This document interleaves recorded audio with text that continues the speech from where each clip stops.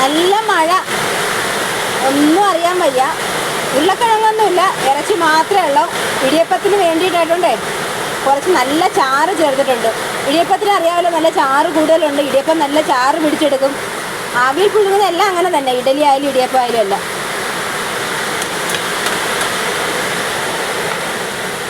കുറച്ചും കൂടെ അടച്ച് വെച്ച് ഒന്നും കൂടെ ഒന്ന് ചാറ് കുറുകട്ടും.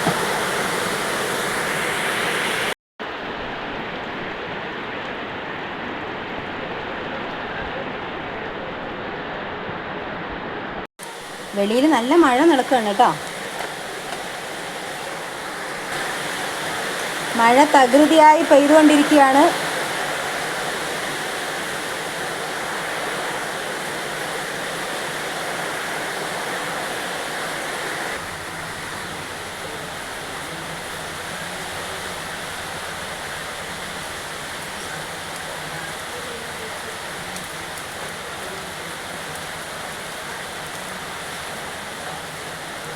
വലിയൊരു ഇടിയപ്പം ഉണ്ടാക്കണം കേട്ടോ. ഒരാൾ ഒരു ഇടിയപ്പം കഴിച്ചാൽ മതി, നല്ല വയറ് നിറയെ.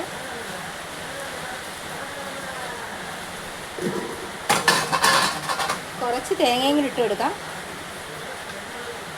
കുറച്ച് തേങ്ങയും കൂടി ഇട്ട് കൊടുത്ത് കുറച്ചും കൂടെ പീച്ചാം.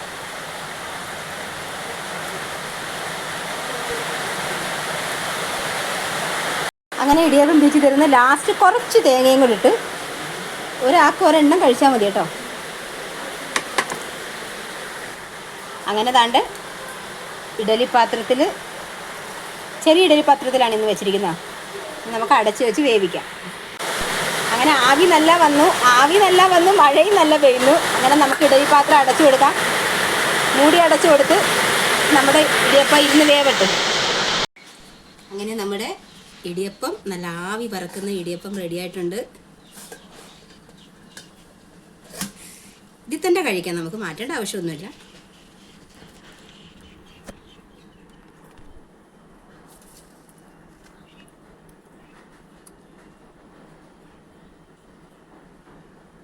വീട്ടിൽ തന്നെ കഴുകി ഉണക്കി പൊടിപ്പിച്ച അരിപ്പൊടിയാണ് കേട്ടോ. അങ്ങനെ നമ്മുടെ താണ്ട ആവി പറക്കുന്ന ചിക്കൻ കറി റെഡിയായി. ഇത് ഇച്ചിരി ഇടിയപ്പത്തിന് വേണ്ടിയേ ഇച്ചിരി ചാറ് കണക്കാണ് വെച്ചത് കേട്ടോ.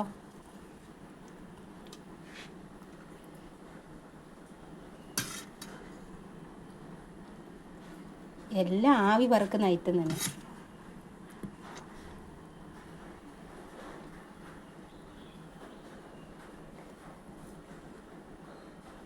ഞാനും കൊച്ചുമോനൂടെ കഴിക്കാൻ വന്നത്, അതാണ് 4 കഷ്ണം ഇട്ടത് കേട്ടോ.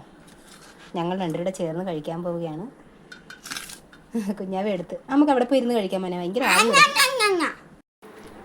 മഴയെല്ലാം നല്ല പെയ്ത് തോർന്നു, കറിയെല്ലാം ആയപ്പോഴത്തേക്കും. നോക്ക്, മഴ പെയ്ത് കഴിഞ്ഞ് ഇത് തന്നെ സ്ഥിതി. അങ്ങനെ നമുക്ക് ഇടിയപ്പം സ്റ്റാർട്ട് ചെയ്യാം കഴിക്കാൻ. ചൂടുണ്ട് കേട്ടോ, നല്ല ചൂടുണ്ട്.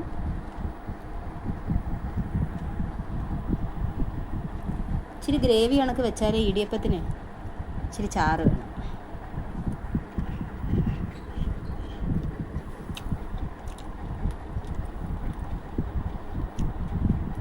നാടൻ കോഴിയിറച്ചി വെക്കുന്ന കണക്കല്ല, നോർമൽ ഇവിടുത്തെ ഒരു ലോക്കൽ സ്റ്റൈലെന്ന് പറയാം, ആ ഒരു സ്റ്റൈലിലാണ് ഇന്ന് വെച്ചത്.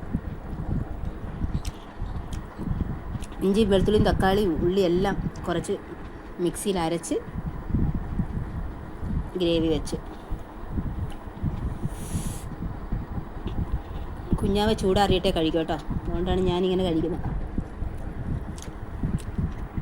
എനിക്ക് ചൂടോട്ടൊക്കെ ഭയങ്കര ഇഷ്ടമാണ്.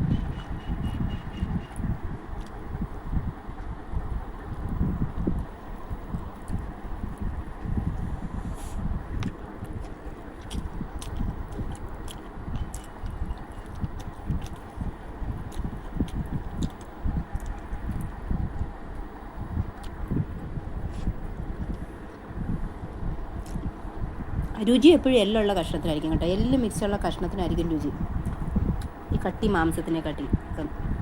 ഏറ്റവും എപ്പോഴും ശ്രദ്ധിച്ചിട്ടുണ്ട്, എല്ല് കൂടിയ കഷ്ണത്തിന് രുചി കൂടുതലായിരിക്കും.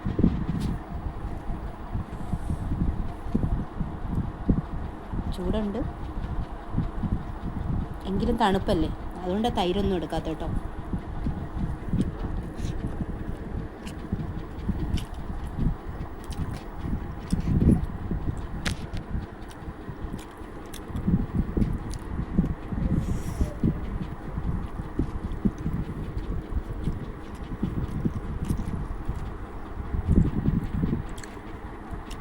കുരുമുളക് ഗ്രാമ്പും എല്ലാം നമ്മുടെ സ്റ്റൂ വെക്കത്തില്ലേ, കുറച്ച് ആ ഒരു മോഡലിലൂടെ ഒക്കെ ആയിട്ട് വെച്ചത്. നമ്മുടെ വീട്ടിലെ കുരുമുളക് തന്നെ ഇത്.